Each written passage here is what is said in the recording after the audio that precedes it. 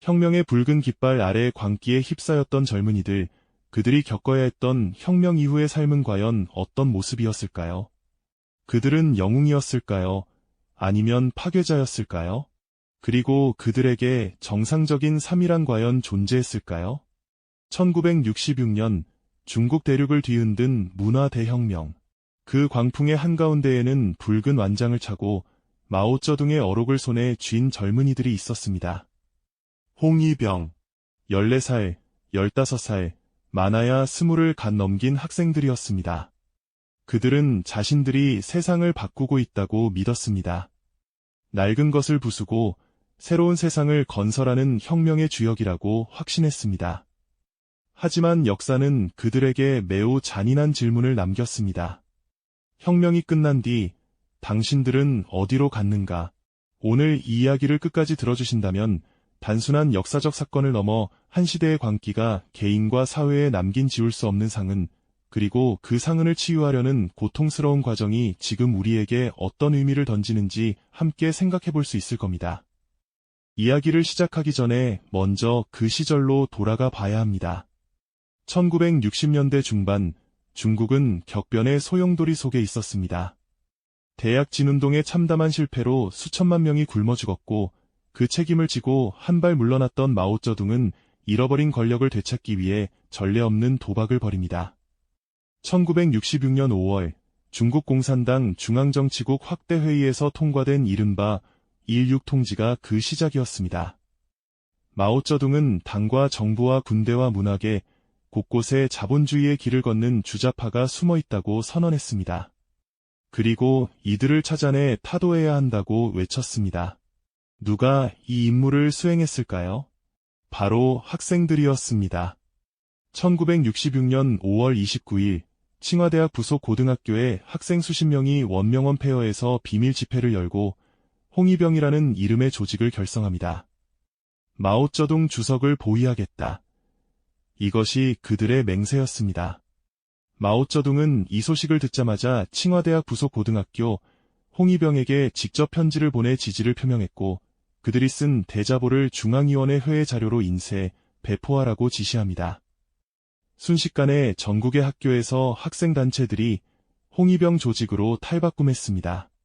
1966년 8월부터 11월까지 마오쩌둥은 무려 8차례에 걸쳐 천안문 광장에서 전국에서 몰려온 홍위병을 접견합니다. 그 수가 연인원 1100만 명에 달했습니다. 올리브색 군복을 입고 천안문 성루 위에 선 마오쩌둥. 그 아래에서 붉은 어록을 높이 치켜든 수십만의 젊은이들이 광기에 가까운 환호를 보냈습니다. 15살의 한 여학생 홍위병 지도자 숭빈비는 마오쩌둥의 팔에 직접 홍위병이라고 수놓인 붉은 완장을 채워주기까지 했습니다. 이 순간이 그들에게는 인생 최고의 영광이었을 겁니다. 위대한 지도자가 자신들을 직접 인정해준 것이니까요. 그런데 이 젊은이들이 한 일은 무엇이었을까요? 마오쩌둥과 문화혁명 소조는 홍위병에게 4가지 낡은 것, 즉 낡은 사상, 낡은 문화, 낡은 풍속, 낡은 습관을 타파하라고 지시했습니다.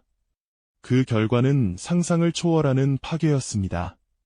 1966년 8월부터 9월까지 단 한 달 만에 베이징에서만 시립보호문화유산으로 지정된 80곳 중 30곳이 소실되었고, 정부가 보호하던 유적지 6,843곳 중 4,922곳이 훼손되거나 파괴되었습니다. 전국적으로 추산하면 최소 10만여 점 이상의 문화재가 방화, 약탈, 테러, 철거, 도굴로 사라졌습니다.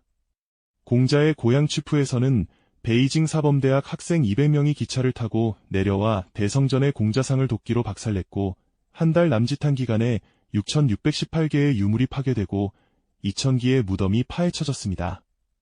명나라 만력제의 황릉에서는 황제와 황후의 유골이 끌려나와 불태워졌고, 남송의 명장 악비의 무덤도 파묘되어 유골이 가루가 되었습니다. 문화재만 파괴된 것이 아닙니다. 사람이 죽었습니다. 1966년 8월과 9월, 베이징에서만 1772명이 살해되었습니다. 상하이에서는 같은 해 9월에 704명이 자살하고 534명이 문화대혁명과 관련해 사망했습니다. 학생들이 자신의 선생님을 무대 위에 세우고 고개를 숙이게 하고 가죽 벨트와 몽둥이로 때렸습니다. 공자 이래 수천 년간 스승을 하늘처럼 섬기던 사회에서 학생이 선생을 때려 죽이는 일이 벌어진 겁니다. 베이징 제8중학교의 홍위병 지도자였던 천샤오루는 훗날 이렇게 회고했습니다. 8월 19일, 제가 베이징 교육계 지도부를 비판하는 집회를 조직했습니다. 상당히 심각한 무력 충돌이 발생했고 결국 일부 학생들이 무대 위로 뛰어올라 가죽 벨트로 교육 관료들을 때렸습니다. 그의 학교당 서기는 그날의 공격으로 인해 훗날 자살했고 부서기는 영구적인 장애를 입었습니다. 홍위병의 폭력은 무차별적이었습니다. 당시 공안부장 세푸즈는 홍위병이 나쁜 사람들을 때려 죽여도 별 대수로운 일이 아니다 라고 말했고 경찰은 이 발언을 홍위병들에게 그대로 전달했습니다.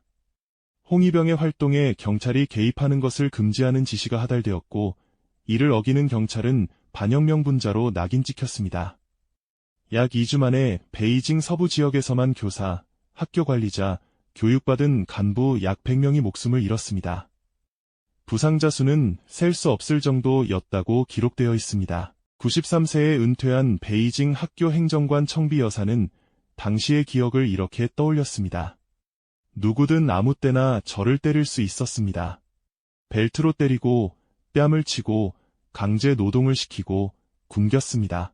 학생들은 제 진통제를 버렸고 저는 맨몸으로 고통을 견뎌야 했습니다. 한 번은 학생들이 3번 연속으로 제 밥그릇을 손에서 쳐냈습니다. 제가 밥을 먹을 자격이 없다는 거였습니다. 너무 수치스러워서 땅이 갈라져 빠져들고 싶었습니다. 그녀의 학교에서는 한 여교사가 하룻밤에 5차례나 학생들에게 구타를 당한 뒤 스스로 목을 매죽었고 또 다른 젊은 직원은 학생들이 휘두른 목재 훈련용 총과 나파이프에 맞아 사망했습니다. 이것이 홍위병의 절정기였습니다. 그런데 여기서 중요한 전환점이 옵니다. 마오쩌둥이 만들어낸 이 괴물이 통제불능에 빠진 겁니다. 홍위병들은 서로 다른 파벌로 갈라져 싸우기 시작했습니다. 칭화대학에서는 1968년 4월부터 석 달간 홍위병 간의 무장투쟁이 벌어졌고 일부 지역에서는 소총과 폭발물까지 동원한 대규모 유혈 사태가 발생했습니다. 심지어 홍위병끼리 서로를 반동분자로 몰아세우며 내란의 조짐까지 보였습니다.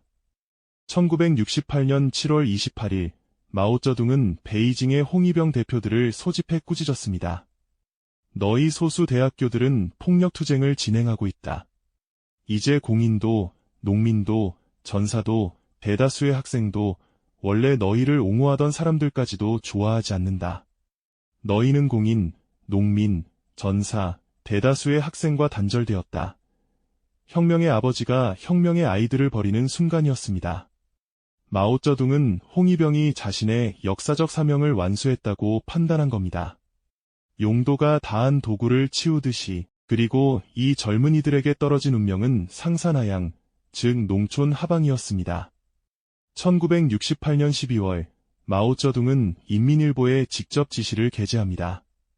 지식 청년들은 농촌으로 가서 비나중농으로부터 재교육을 받는 것이 매우 필요하다.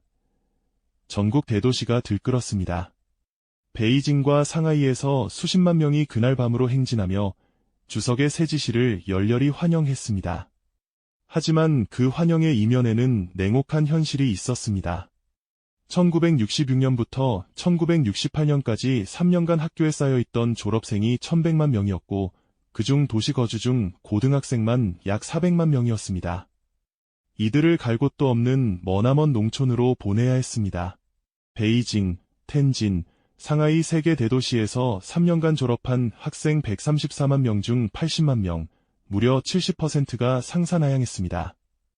헤이룽장성이 26만 명을 받아들이고 허베이성이 6만 명, 지린성이 5만 5천 명을 받아들이는 식으로 인원이 배분되었습니다.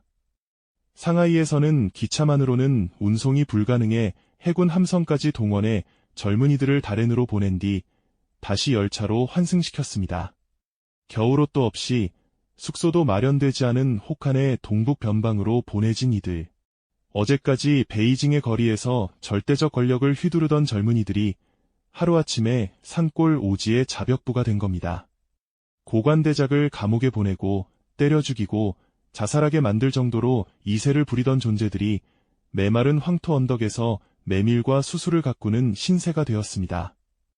당시 16살이었던 왕커밍이라는 소년도 그중 한 명이었습니다. 그는 산시성 북부의 위자거우라는 마을로 보내졌습니다. 사실 그의 아버지는 마오의 주자파, 즉 자본주의의 길을 걷는 최악의 계급적으로 낙인 찍혀 있었기에 베이징에서의 혁명 참여가 허락되지 않았습니다. 그래서 오히려 농촌에서 혁명에 대한 열정을 불태우려 했습니다.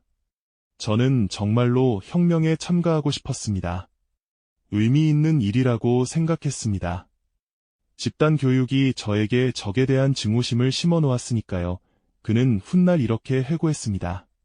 이제 본격적으로 혁명 이후의 삶을 이야기해야 합니다. 문화대혁명이 1976년 마오쩌둥의 사망과 함께 사실상 종결되고 이후 덩샤오핑이 권력을 장악하면서 중국 사회는 급격한 변화를 맞이합니다. 농촌에 하방되었던 젊은이들이 하나둘 도시로 돌아오기 시작했습니다. 하지만 돌아온 그곳에서 그들을 기다리는 것은 환영이 아니라 냉대와 배제였습니다. 생각해 보십시오. 10년 가까이 정규 교육이 중단되었습니다. 학교는 문을 닫았고 교육 과정은 마비되었습니다. 이 세대의 젊은이들은 가장 중요한 시기에 배움의 기회를 완전히 빼앗겼습니다. 돌아온 그들에게 남은 것은 무엇이었을까요? 학력도 없고 기술도 없고 경력도 없었습니다. 농촌에서의 세월은 이력서에 쓸 수 있는 그 어떤 것도 남겨주지 않았습니다. 취업은 막막했고 사회적 지위는 바닥이었습니다. 더 심각한 것은 홍위병이라는 낙인이었습니다. 문화대혁명의 광풍이 지나간 뒤 중국 사회에는 홍위병에 대한 깊은 분노와 원한이 남아있었습니다. 자신의 스승을 때려 죽이고 이웃의 집을 불태우고 문화재를 파괴한 자들, 홍위병 출신이라는 사실이 알려지면 취업에서 탈락하고 결혼을 반대당하고 주변의 싸늘한 시선을 감수해야 했습니다. 앞서 말씀드린 나무위키의 기록에도 나와 있듯이 홍위병 출신들은 자신이 홍위병이었다는 사실을 숨겼습니다. 들키는 날에는 보복을 당하거나 생계에 지장이 생기기 때문이었습니다. 중국인들이 가장 존경하는 한족의 영웅 악비의 무덤을 파묘해 유골을 불태운 것이 바로 이 홍위병들이었으니 그 원한이 어떠했겠습니까? 이 세대를 중국에서는 잃어버린 세대라고 부르기도 합니다. 혁명에 청춘을 바쳤지만 혁명이 끝난 뒤에는 아무도 그들을 돌봐주지 않았습니다. 중국 사회가 개혁개방의 물결을 타고 급격히 변화하는 동안 이들은 낡은 공장 작업복을 입고 하루하루를 버텨야 했습니다. 교육의 기회를 놓쳤기에 새로운 경제 환경에 적응하기도 어려웠고 과거의 경력이란 것이 농촌에서의 육체 노동뿐이었으니 경쟁에서 밀릴 수밖에 없었습니다. 쓸쓸히 도시 변두리에서 비정규직을 전전하거나 간신히 일자리를 얻어도 승진과는 거리가 먼 삶을 살았습니다. 그 중에서도 가장 괴로웠던 것은 과거와의 불편한 동거, 즉 죄책감의 문제였을 겁니다. 모든 홍위병이 같은 수준의 폭력을 행사한 것은 아닙니다. 하지만 상당수가 크고 작은 폭력에 직간접적으로 가담했고 세월이 흐르면서 그 기억이 서서히 이들의 양심을 잠식했습니다. 왕커밍의 이야기를 다시 해보겠습니다. 1970년 당시 16살이던 그는 마을에서 나쁜 분자로 지목된 농민 구주요우를 집단 투쟁 회의에서 때렸습니다. 구주요우의 반혁명적 죄목이란 대기 현상과 대량 사망을 연결하는 옛 중국 속담을 인용한 것이 고작이었습니다. 이를 당시의 적대국이던 소련의 침공을 바란다는 의미로 예곡한 겁니다. 왕커밍은 투쟁회에 쉬는 시간에 나무 그늘에 앉아있던 구주요우에게 다가갔습니다. 그에게서 나오는 모든 말이 반항적이었고 저는 스스로에게 말했습니다. 적에게 자비를 베풀 수는 없다. 왕커밍은 훗날 공개 사과문에 이렇게 적었습니다. 저는 갑자기 아직도 저항하고 있구나 하고 소리를 질렀습니다. 앞으로 걸어가 오른팔을 올리고 주먹으로 그의 얼굴을 내리쳤습니다. 구주요우는 맷돌 위에 쓰러졌고 코와 입에서 피가 흘렀습니다. 피가 날 정도로 때렸다는 것에 약간 놀랐지만 곧바로 스스로에게 말했습니다. 그는 적이다. 적인 한 때려도 된다. 이후 왕커밍은 수년간 같은 마을에서 자신이 때린 바로 그 사람 옆에서 일했습니다. 구주요우는 오히려 그에게 친절했습니다. 왕커밍은 가슴 한쪽에 슬픔을 느꼈지만 혁명의 일부였다는 논리로 자신의 행동을 정당화했습니다. 저는 계속해서 제 행위에 대한 이유를 만들어냈지만 내면의 갈등은 점점 더 심해졌습니다. 1978년 베이징으로 돌아온 뒤 노동자로 이후 신문사 기자로 일하면서 왕커밍은 서서히 문화대혁명이 잘못이었음을 깨달았고 나아가 자신에게 개인적 책임이 있음을 인정하게 됩니다.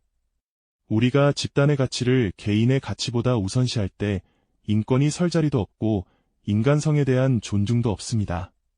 저 같은 사람들이 있기 때문에 전체주의 체제가 안정적으로 유지될 수 있었던 겁니다. 2004년 왕커밍은 구주요우를 찾아가 사과했습니다. 구주요우는 이렇게 대답했다고 합니다. 에이, 정치 운동이었잖아. 너는 그때 애에 불과했고 아무것도 몰랐잖아. 구주요우는 4년 뒤 세상을 떠났습니다. 2008년 왕커밍의 사과문이 전국 잡지에 게재되었습니다. 이는 문화대혁명 기간 개인적 행위에 대해 공개적으로 사과한 최초의 사례로 알려져 있습니다. 왕커밍의 사과는 물꼬를 텄습니다.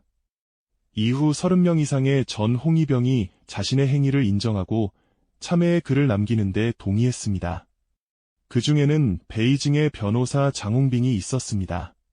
그는 자기 어머니를 당국에 고발했고 어머니는 박해 과정에서 사망했습니다. 우리는 악의 공범이었습니다.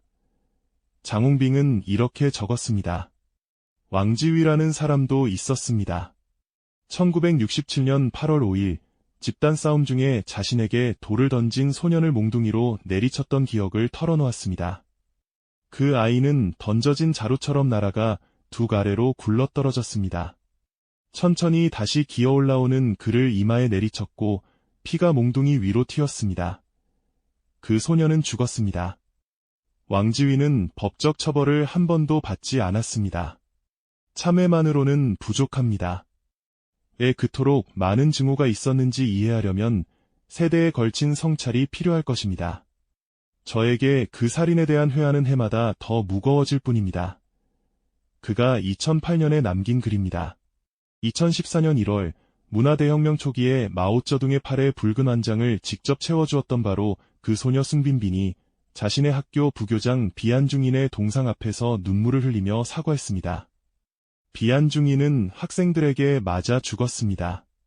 비안 교장 선생님께 저의 영원한 슬픔과 사죄를 표합니다. 하지만 숭빈빈은 구타에 직접 가담했다는 사실은 인정하지 않았습니다. 그리고 비안중인의 남편, 당시 92세이던 왕징야오를 사과 자리에 초대하지도 않았습니다. 왕징야오는 이렇게 말했습니다. 홍위병들은 단순히 사형 집행자였습니다. 그들의 현재 사과는 범죄에 대한 책임을 면하려는 것입니다. 하지만 문화대혁명의 원흉은 마오쩌둥이었습니다. 이것이 바로 이 문제의 핵심적인 긴장입니다. 누가 진정한 가해자인가? 홍위병 개인인가? 그들을 부추기고 이용한 마오쩌둥과 당 지도부인가? 이 질문에 대한 답은 단순하지 않습니다. 왜냐하면 중국 정부 스스로가 이 질문을 회피하고 있기 때문입니다. 마오쩌둥이 사망한 뒤 중국 공산당은 1981년에 문화대혁명에 대한 공식 판결을 내립니다. 재앙이었다. 잘못된 정책과 소수의 정치적 급진파가 초래한 실수였다. 하지만 마오쩌둥 개인에게 직접적 책임을 묻지는 않았습니다. 당은 그 이후로도 문화대혁명에 대한 더 깊은 공개 논의나 당의 책임 추궁을 일절 허용하지 않았습니다. 2016년 문화대혁명 50주년이 되었을 때 중국 관영 매체의 반응은 돌같은 침묵이었습니다. 이 선택적 망각의 정치는 깊은 후유증을 남겼습니다. 국가가 과거사의 책임을 회피하니 개인도 사과할 이유를 찾지 못합니다. 자유주의 지식인 시유이는 이렇게 지적했습니다. 이러한 태도가 대중에게 영향을 미쳐 개인에게 사과하지 않을 핑계를 줍니다. 더 큰 잘못을 저지른 이들이 사과하지 않았으니까요. 문화대혁명 기간의 살인을 연구하고 기록해온 시카고 대학 강사 왕유치는 문화대혁명은 사람들의 도덕을 부패시켰다고 단언했습니다. 너무나 많은 보통 사람들이 거기에 가담했고 그들은 잘못을 인정하기를 거부합니다. 역사 교과서는 검열되고 기념비는 잊혀진 채 방치되며 인터넷에서 관련 검색어는 차단됩니다. 몇몇 용기 있는 전 홍위병의 사과는 작은 메트로폴리탄 일간지에서만 보도되었고 국영TV는 관련 인터뷰를 방영할 수 없었습니다. 천사오루 본인도 인정했습니다. 제가 이렇게 많은 인터뷰를 할 수 있었던 것은 제가 이 문제를 프레이밍하는 방식과 관련이 있습니다. 그렇지 않았다면 정부가 진작에 함구령을 내렸을 겁니다. 사실 함구령을 내리긴 했습니다. 이렇게 봉합되지 않은 상처는 어떻게 되는 걸까요? 왕유친이 말한 것처럼 이 얼어붙은 기억의 얼음에 균열이 생기기 시작한 것은 사실입니다. 하지만 그 균열이 새로운 문과 창문으로 활짝 열리기까지는 여전히 먼 길이 남아 있습니다. 가해자와 피해자가 같은 동네에서, 같은 도시에서, 때로는 같은 가족 안에서 과거를 말하지 못한 채 살아가고 있습니다. 한 전직 홍위병의 옛 동급생은 당시 자살한 여교사를 발로 찼던 일로 공개적으로 사과하지는 못했지만 사적으로 이야기할 때면 통곡하며 무너진다고 합니다. 말하지 못하는 죄책감이 사람을 안에서부터 갉아먹고 있는 겁니다. 시카고 대학의 왕유친이 기록한 것처럼 문화대혁명 기간의 살인은 총과 칼이 아니라 주먹과 몽둥이와 구리버클이 달린 벨트로 이루어졌습니다. 한 사람을 죽이는데 수시간에서 수일이 걸리기도 했습니다. 그녀는 이를 고문살인이라고 불렀습니다. 이런 수준의 폭력을 직접 행하거나 목격한 사람들의 마음속에 어떤 일이 벌어졌을지, 그리고 그 기억을 반세기 넘게 침묵 속에 품고 살아온 이들의 내면이 어떤 상태일지 우리는 감히 상상하기 어렵습니다. 그리고 이 치유되지 않은 상처는 중국 사회의 심층에서 미묘한 방식으로 작동하고 있습니다. 공식적으로 논의할 수 없는 과거, 교과서에서 지워진 역사, 세대 간에 전달되지 못한 경험, 이런 것들이 쌓이면 사회의 신뢰 기반이 훼손됩니다. 과거를 제대로 직시하지 못한 사회가 현재의 갈등을 건강하게 해결할 수 있을까요? 공자학원을 통해 소프트 파워를 키우려 하지만 정작 공자의 무덤을 파헤쳤던 역사를 제대로 마주하지 않는 모순, 전통 문화를 관광 자원으로 활용하려 하면서도 그 문화를 파괴했던 시대에 대해서는 침묵하는 이중성, 이런 미봉된 모순들이 중국 사회 내부에 보이지 않는 균열로 존재하고 있습니다. 홍위병이었던 이들의 이야기는 단순히 특정 국가의 특정 시기에 벌어진 불행한 일이 아닙니다. 이것은 국가가 개인을 어떻게 도구화할 수 있는지, 이념의 광기가 평범한 사람들을 어떻게 가해자이자 동시에 피해자로 만들 수 있는지, 그리고 그 광기가 지나간 뒤에도 상흔이 얼마나 오래, 얼마나 깊이 남는지를 보여주는 보편적인 이야기입니다. 16살 소년이 혁명에 대한 열정에 사로잡혀 한 노인의 얼굴에 주먹을 내리쳤을 때 그 소년은 나중에 반세기가 지나서야 참회의 글을 쓸 수 있었습니다. 하지만 맞은 사람은 이미 세상에 없었고 그 사이의 세월은 결코 되돌릴 수 없습니다. 죽은 사람은 살아 돌아오지 않고 부서진 문화재는 원래의 모습을 영영 되찾을 수 없습니다. 그리고 가장 무서운 것은 이 모든 일이 처음에는 좋은 의도로 시작되었다는 사실입니다. 낡은 것을 부수고 새 세상을 만들자. 불평등을 없애고 모두가 평등한 사회를 만들자. 이 거창한 구호 아래에서 소년소녀들은 자신이 정의를 실현하고 있다고 믿었습니다. 왕커밍은 분명히 말했습니다. 혁명은 폭력이다. 나는 폭력이 나쁜 것이라고 한 번도 생각하지 않았다. 이것이 바로 이념이 개인의 양심을 어떻게 마비시키는지를 보여주는 가장 소름 끼치는 증거입니다. 오늘 이야기를 여기까지 함께 해주신 여러분께 마지막으로 한 가지 질문을 드리고 싶습니다. 우리는 역사를 어떻게 기억해야 할까요? 불편한 과거를 직시하는 것은 고통스러운 일입니다. 그래서 국가도, 개인도, 때로는 사회 전체가 선택적 망각의 유혹에 빠집니다. 하지만 직시하지 않은 과거는 사라지지 않습니다. 그것은 미봉된 상처로 남아 언젠가는 예상치 못한 방식으로 다시 드러납니다. 윌리엄 포크너가 남긴 말이 있습니다. 과거는 결코 죽지 않는다. 심지어 과거는 지나가지도 않는다. 홍위병이었던 젊은이들의 이야기가 그들이 겪어야 했던 혁명 이후의 잔인한 삶이 그리고 여전히 봉합되지 않은 중국 사회의 상처가 우리에게 말하는 것은 바로 이것입니다. 과거와 제대로 대화하지 않는 사회는 결국 그 대가를 치르게 됩니다. 이것은 중국만의 이야기가 아닙니다. 역사의 격변 속에서 개인의 삶이 어떻게 흔들리고 부서지는지, 그리고 그것을 어떻게 수습하느냐의 문제는 시대와 국경을 넘어 모든 사회가 마주하는 질문입니다. 다음 영상에서는 이와 유사한 또 다른 역사적 격변 속에서 평범한 개인들이 어떻게 가해자이자 피해자가 되었는지, 그리고 그 사회가 상흔을 어떻게 치유하려 했는지 또 다른 사례를 통해 함께 살펴보겠습니다. 오늘 영상이 여러분의 생각에 작은 울림이 되었다면 좋아요와 구독으로 응원 부탁드립니다. 감사합니다.